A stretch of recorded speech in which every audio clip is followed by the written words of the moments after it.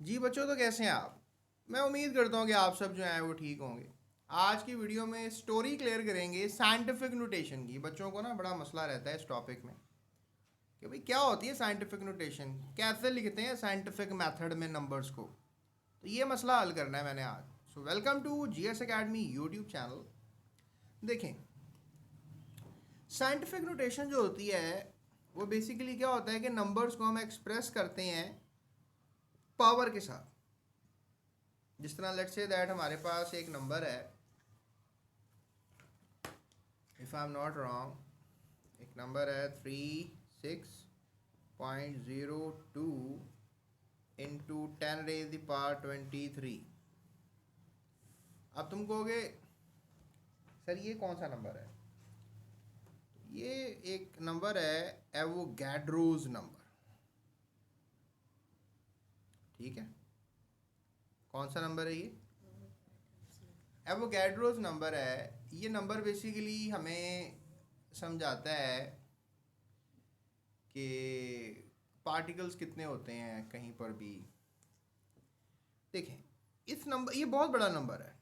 अब हमने क्या किया, अगर हम लिखते 6.02 की जगह, फिर हमने ये देखे ना पॉइंट यहाँ लगाया, 1 2 3 4 5 6 7 8 9 10 11 12 13 14 15 16 17 18 19 20 21 22 और ये 23।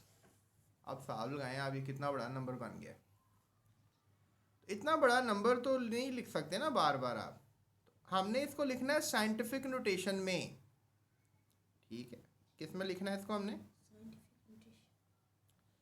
साइंटिफिक नोटेशन में इसको हमने लिखना है।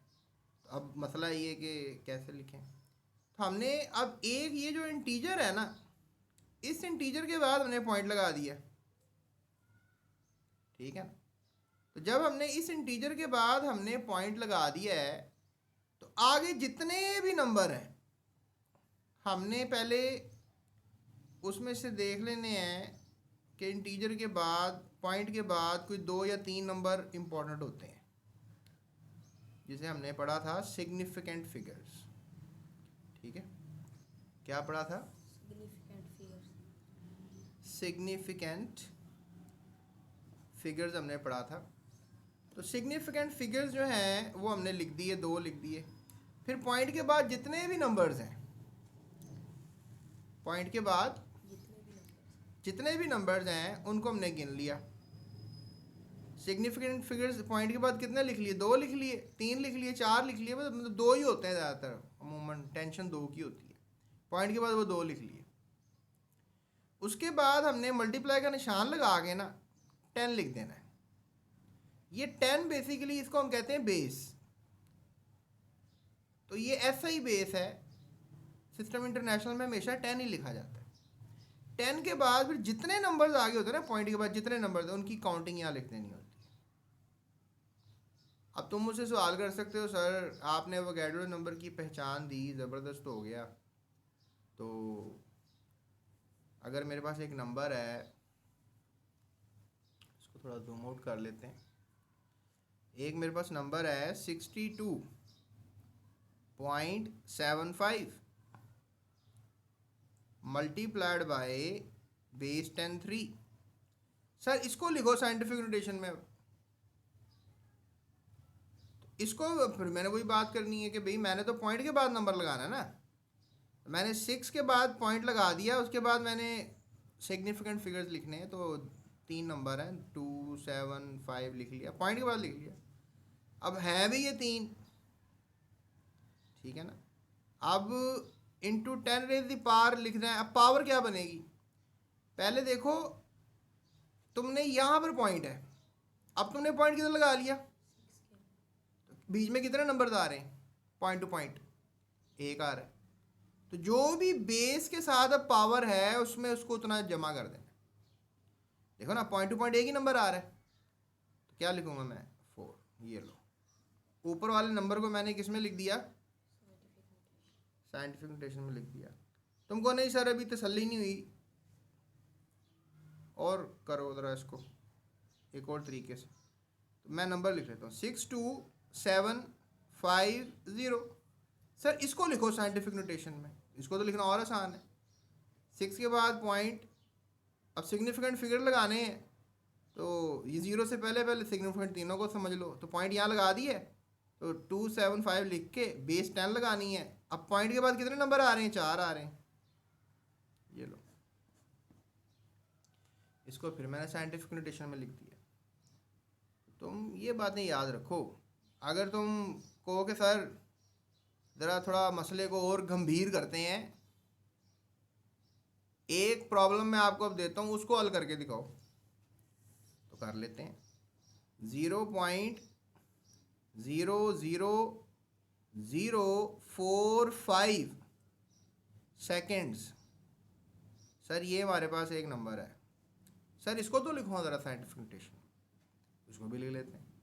अब देखो, आपने नंबर के बाद पॉइंट लगाना, शर्त ये है, नंबर क्या है जी 4, उसके बाद पॉइंट लग गया है। अब उसके बाद क्या आ रहा है 5, वो आपने लगा दिया यहाँ पे। अब ये चीज़ देखो, फिर वही बात, यहाँ वाली बात, ये जो मैंने की थी, पॉइंट टू पॉइंट के दरमियान कितने नंबर आ रहे हैं। अब देखो पॉइंट टू पॉइंट के दरमियान कितने नंबर आ रहे हैं, 1 2 3 4, लेकिन अब मजे की बात है, अब आगे से नहीं गिन रहे हो, पीछे से गिन रहे हो। देखो ना, यहाँ पे पॉइंट टू पॉइंट आया था तो आपने आगे से गिना था, अब यहाँ पे पॉइंट टू पॉइंट आ रहा था, पीछे से गिन रहे हो। तो जब पीछे से गिनोगे प्यारे बच्चे, तो फिर नेगेटिव बेस का नेगेटिव लगाना है।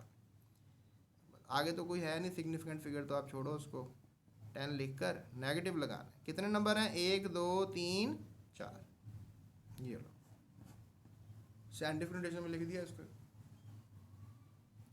अब तुम कहोगे सर ज़बरदस्त, तसल्ली नहीं हुई सर, एक नंबर और है सर आपकी खिदमत में, वो भी करो ज़रा। तो दे दो, क्या नंबर है मैं तुम्हें कर देता हूँ।